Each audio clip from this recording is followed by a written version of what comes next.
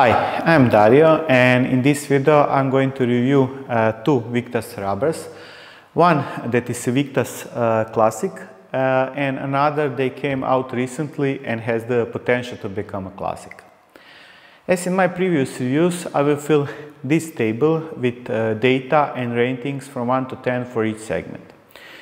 If we want to compare them with other rubbers, check the description for a link to Google Sheets with the data for the rubbers I tested.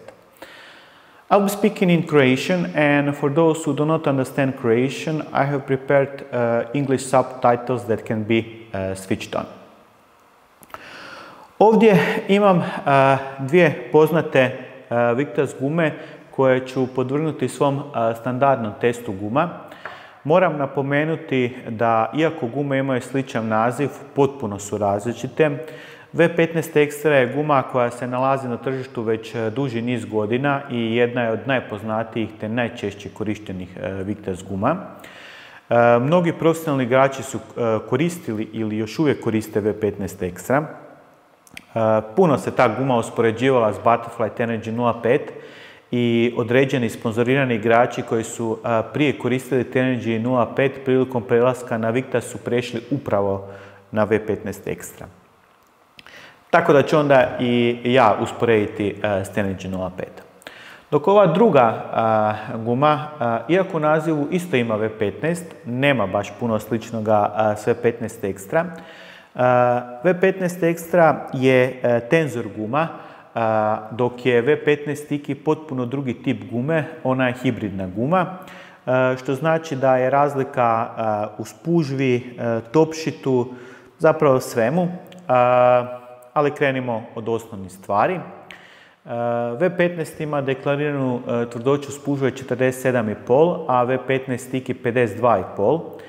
Mjerenje sa šorodurometrom sam izmjerio 51,5 stupanj tvrdoće kod V15 Sticky, a kod V15 Extra točno 47,5. Ovdje na testu imam V15 Sticky debljine spužve Max u crnoj boji i V15 Extra Max u crvenoj boji. V15 Sticky ima 97 grama s pakiranjem, neizrezana guma je 72 grama, a 49 grama ima guma rezana za drvo Victas Benedict Duda AFC s 3 sloja ljepljiva, 1 na drvu i 2 na gumi. V15 Extra ima 106 grama s pakiranjem, neizrezana guma je 70 grama, a 49 grama ima guma s 3 sloja ljepljiva. Ipak je V15 Sticky mrvicu teža, jer ako pogledamo kod neizrezanih guma grame po centimetru kvadratnom, onda je V15 Sticky 0,2506 grama po centimetru kvadratnom, a V15 Extra je 0,2436 grama po centimetru kvadratnom. Sljedeće je da razriješimo ovu dilemu iz naziva gume. V15 Sticky nije ništa posebno ljepljiva, zapravo je jako slična ostalim hibridnim gumama. U sljedećem isječku pogledajte moj standardni test ljepljivosti i kako se loptica odbija od koje gume.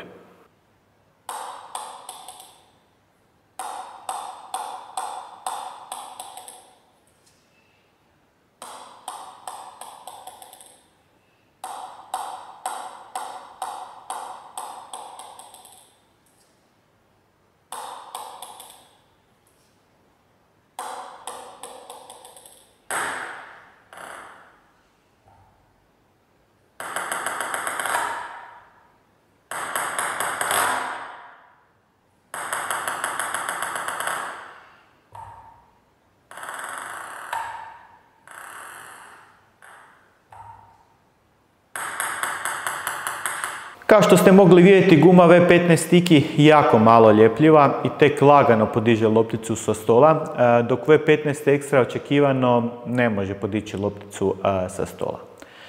Ako tražite ljepljivu gumu, pogledajte moj test ljepljivosti za Victas Triple Double Extra. To je najljepljivija guma s kojom sam se ja do sad susreo. Krenimo od servisa. Obje gume su mi se pokazale dosta dobre za servis, ali V15 Sticky je meni nešto bolja jer sam naviknut servirati s jako ljepljivim kineskim gumama, pa mi je stiki verzija nešto sličnija tome.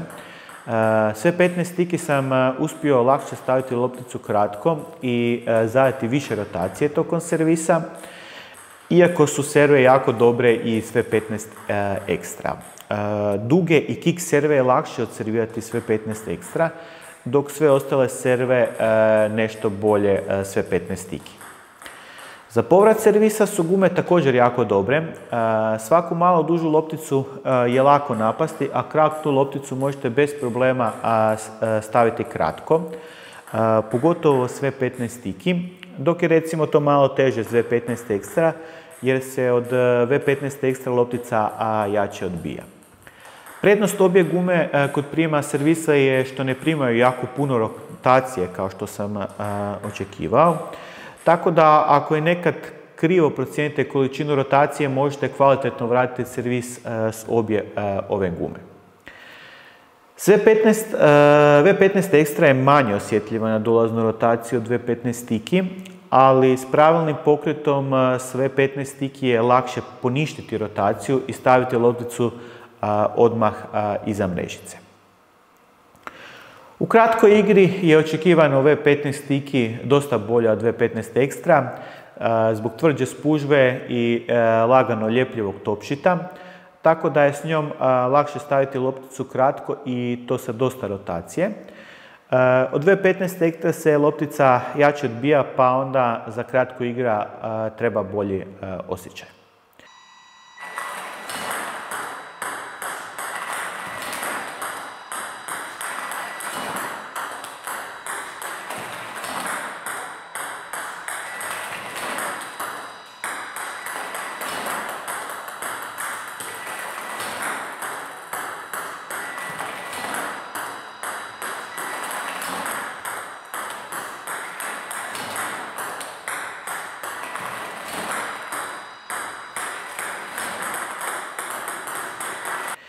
Kad se udaljite od stola, onda je lakše odigrati sve 15 ekstra, pogotovo ako niste u najboljoj poziciji za udarac, dok je V15 stiki najbolja kad joj aktivirate spužvu. A zato treba nešto jače udariti lopticu. Kod kontraspina aktivacija spužve najbolje dolazi do izražaja i stvarno je jednostavno igrati kontraspin sve 15 stiki. Iako su obje gume malo manje osjetljive na dolaznu rotaciju, što im olakšava kontraspin, sve 15 stiki su kontraspinovi opasniji jer dolaze niže i s više spina. Kad sam već ovo spomenuo, onda jasno možete vidjeti da V15 stiki nema tako veliki kut izbačaja, ali bez obzira na to daje nevjerovatnu sigurnost kod svih vrsta udaraca.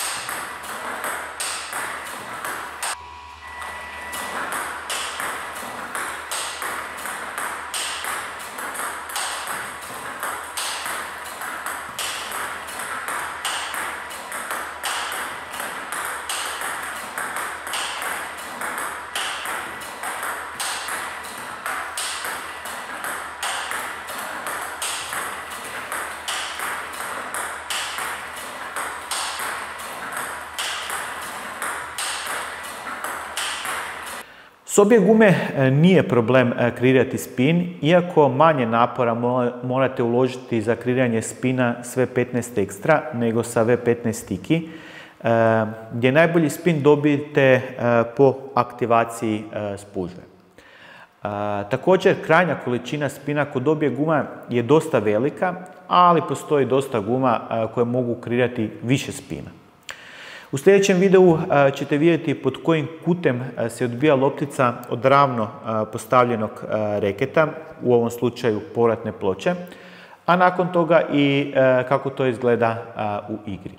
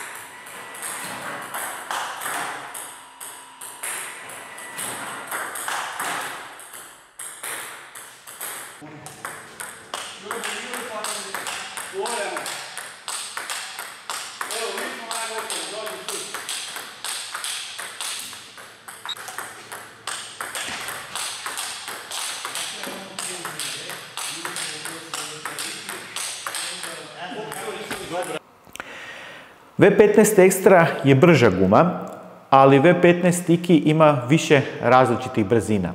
Odnosno, lakše je s njom igrati jako sporo i kontrolirano, te onda s većim zamahom ili jačim udarcem dobijete veću brzinu. Obje gume imaju nešto tvrđi topšit, pa se ponekad može misliti da su obje gume tvrđe nego što pokazuje tvrdoća njihovih spužvi. Meni to super odgovara, jer recimo V15 Extra su mnogi uspoređivali s Tenergy 0.5. Meni Tenergy 0.5 baš i ne odgovara, jer se od njega loptica previše odbija, odnosno ima previše trampolin efekta. Slažem se da je V15 Extra slična Tenergy 0.5, ali upravo prednost je to što ima nešto tvrđi topšit i što se loptica toliko ne odbija od nje, pa je bolja kontrola. To znači da je sporija od Tenergy 0.5 prilikom slabijih udaraca, a brža od Tenergy 0.5 kad dodate više snage u udarac.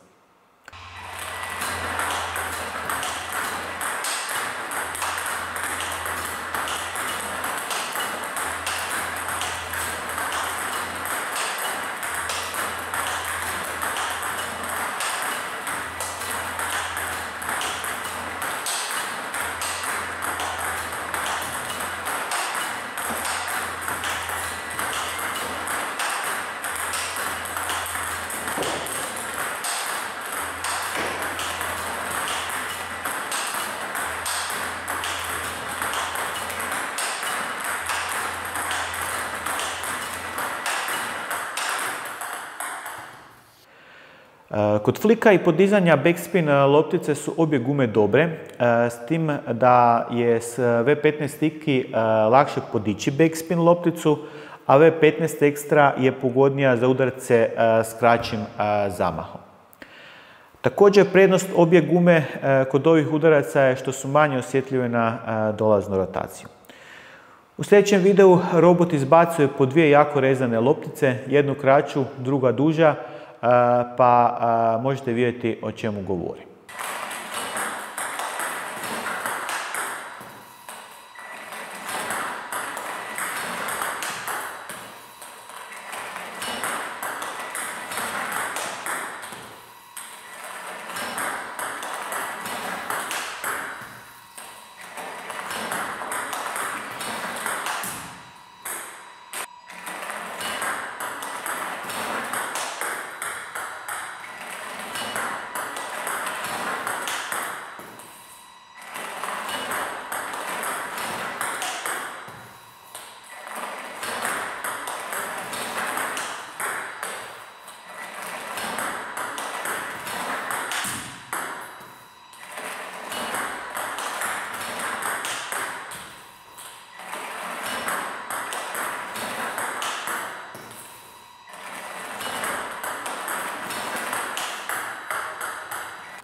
Za ravne udarce, odnosno drive, su gume jako dobre. V15 Sticky je po meni bolja od većine hibridnih guma koje sam isprobao, dok je V15 Extra očekivano jako slična većini high-end tenzor guma. Ista stvar je i kod bloka. Kontrola kod aktivnog i kod pasivnog bloka je jako dobra s obje gume.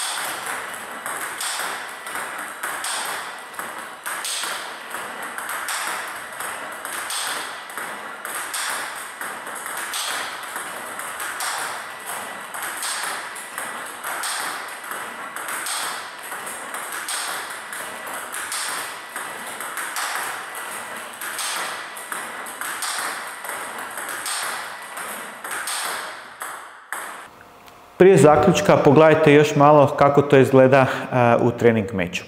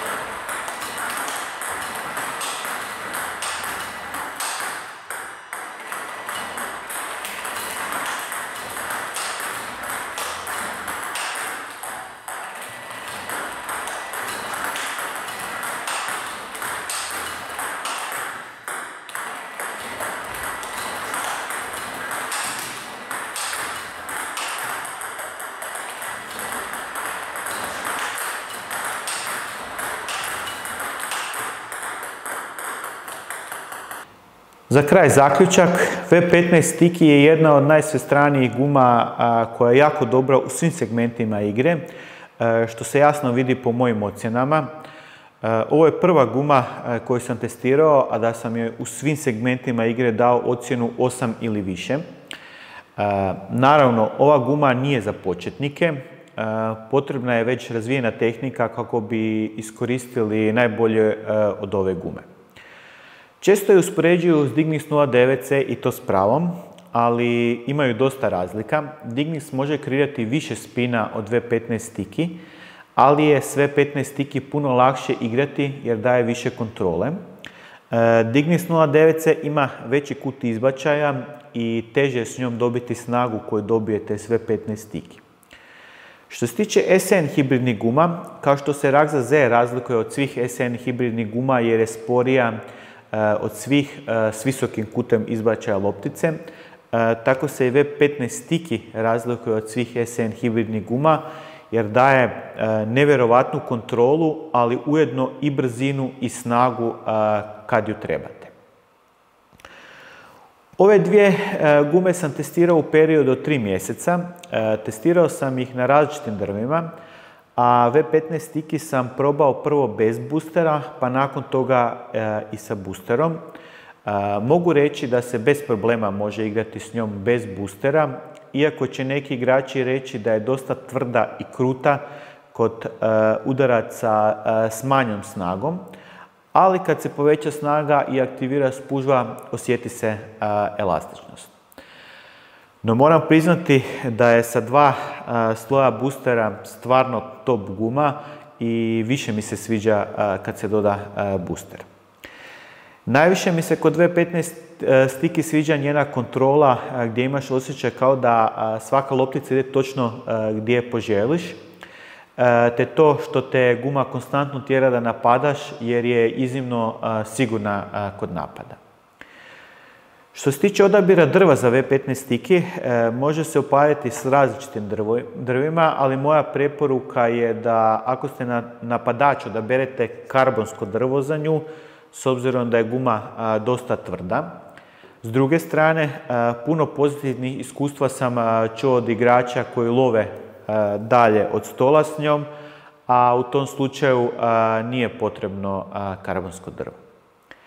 Kao što sam rekao u uvodu, iako gume imaju sličan naziv, potpuno su drugačije. V15 Sticky je hibridna guma, dok je V15 Extra tenzor guma.